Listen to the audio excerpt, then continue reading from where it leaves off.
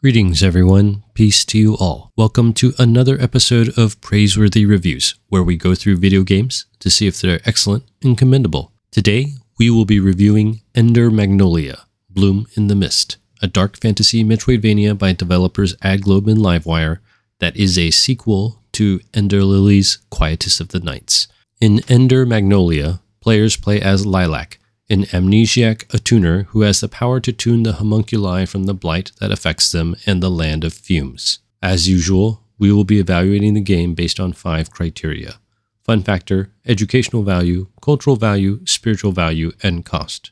For context, prior to this review, I have 100% completed the first game, Ender Lilies, which I reviewed already, and I have 100% completed this game, to the credits. I played the whole game on hard for the challenge, but there is no real incentive to do so, other than some cosmetic currency to purchase some cosmetics or extras. There's no achievements or anything, I just wanted the game to be challenging. During the review, I will make some comparisons to the first game, and I did enjoy Ender Lilies enough that I would recommend you check that out first before playing this game. So without further ado, let's jump in.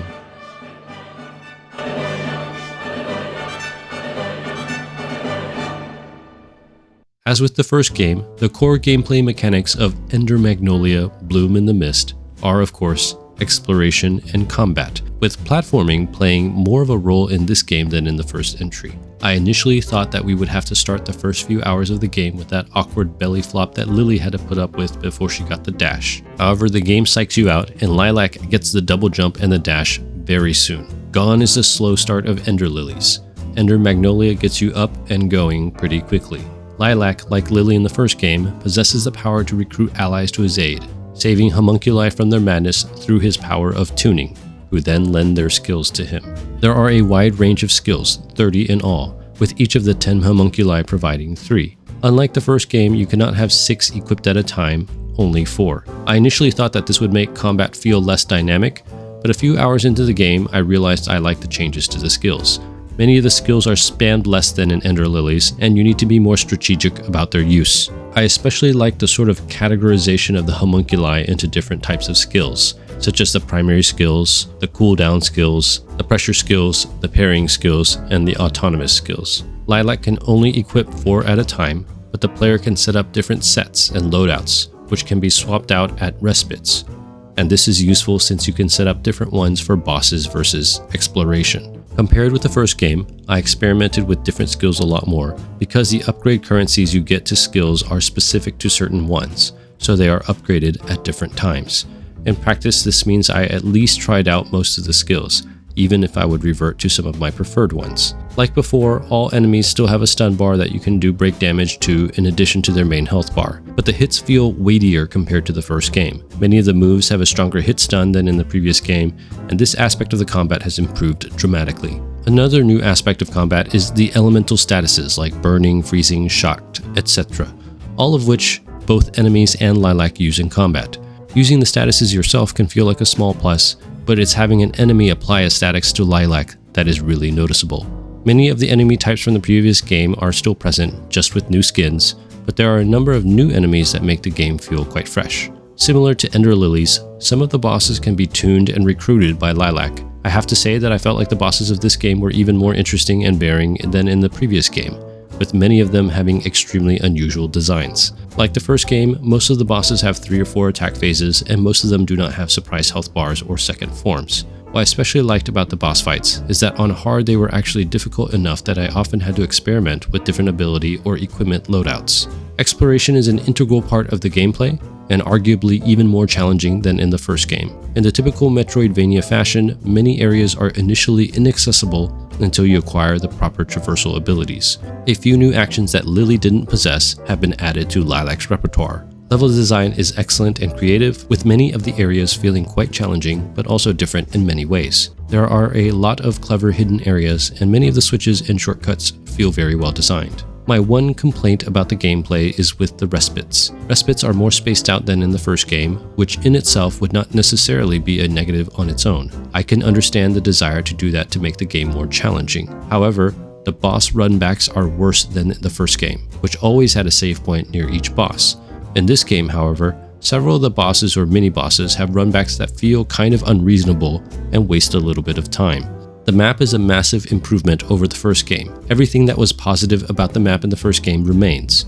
The obvious connections between each screen, the highlighting of each box to let you know if you've missed any secrets. However, this game doesn't just have abstract boxes, but visual indicators of what each screen looks like, including walls, platforms, and icons with useful tooltips. Overall, the mapping system is near perfection. Progression is similar to the first entry, with even more ways to advance in the game. Just like Ender Lilies, there is no punishment for death, so progression is pretty steady. Lilac gets more powerful by killing enemies and leveling up via the traditional XP system, of course. Similar to the last game, he can also find and equip relics, which are the game's accessory or charm type of system, usually boosting different abilities passively. This relic system has been extended, and now relics can be enhanced, offering the same abilities, but with better numbers. Another new aspect of progression is equipment.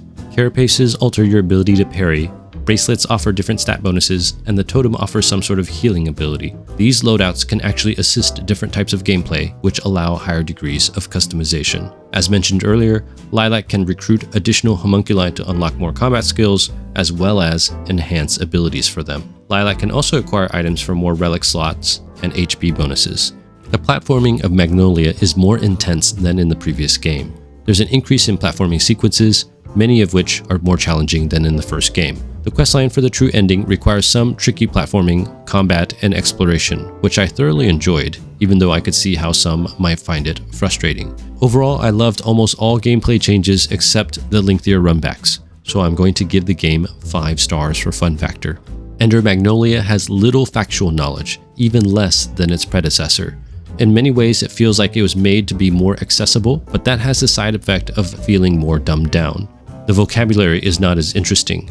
Instead of lilies, the game focuses on the symbolism of lilacs and magnolias, but even this is significantly reduced compared to the first game. Because I played on the hard difficulty all the way through, I did feel like the game was harder than the first. Lilac feels more powerful than Lily, but the bosses also feel more powerful. It's not that the bosses really make the game feel harder, but the spacing out of the respites, as I mentioned earlier. While I feel like Ender Magnolia is better for motor skills than its predecessor, the factual and conceptual knowledge has decreased. Therefore, I'm going to give the game 3 stars for educational value. The art style of Ender Magnolia departs from the art style of the first game. Yes, it is still anime adjacent, but the colors are brighter.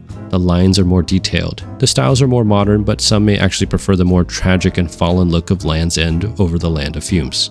As far as animations go, the combat animations are an improvement, especially with Lilac's animations being a different color than enemy ones. I also liked many of the respite animations. The music is just as strong as in the first game. Japanese indie group Millie returns with its excellent tracks. The lack of voice acting is still a disappointment. We can only hope that the developer's success may eventually lead to investment in this area. I have mixed feelings about the story. On the one hand, I enjoyed the lore and learning about the intricacies of House Milius and House Frost. The nature of the homunculi and their relationships to humans was also a solid aspect of the story that didn't feel fully explored. I also liked how the respite conversations can be used to further develop much of the aspects of the world. On the other hand, I actually felt like the overall plot was more poorly executed than in the first game. The endings feel like they were not well written. They did not have the proper setup and therefore did not earn the emotions they were trying to capture, which was disappointing. Much of the powerful symbolism and careful diction has been replaced with less literary dialogue and imagery, which is a shame. At the time of recording, Ender Magnolia has only been out of early access for 3 months, so it's a little early, but according to VG Insights, the game has sold an estimated 375,000 copies,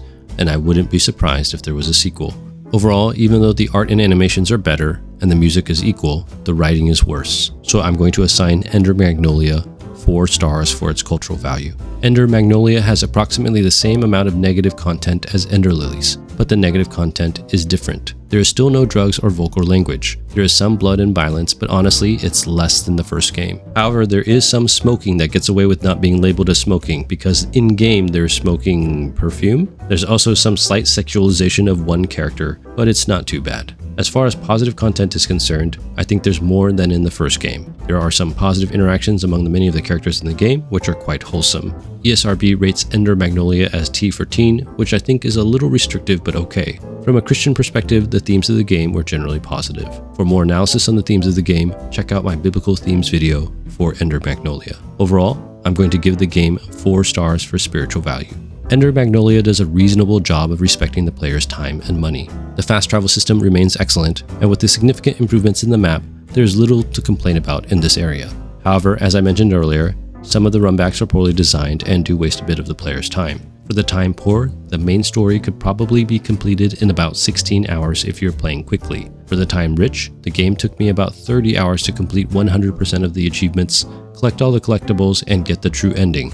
But that was on hard. If you played on normal, you could probably trim it down to about 20-something hours. Once you roll the credits, there is still the boss rush mode and even New Game Plus, but I doubt that these will attract many players to continue playing. Ender Magnolia Bloom in the Mist retails for $24.99 USD and can sometimes be found for about 25% off, which to me is excellent value. Overall, based on the content value, narrative accessibility, and asking price, I'm going to give the game 5 stars for cost. Ender Magnolia Bloom in the Mist feels like a lot of effort has gone into pruning the jankier parts of the first game, and this is borne fruit. The combat systems are well designed and coherent, the exploration is fun and interesting, the map is superb, and all the visuals have improved. Unfortunately, with so much focus on the gameplay and the visual style, both which improved significantly, a lot of the powerful storytelling of the first game has been replaced with flowery speech, which is a shame. Overall, I enjoyed most aspects of Ender Magnolia more than Ender Lilies,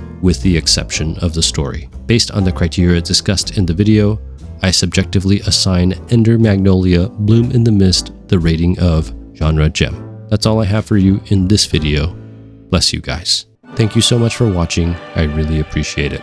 If this video blessed you in some way, please consider watching some of my other videos, subscribing, or sharing with me some of your thoughts in the comments below.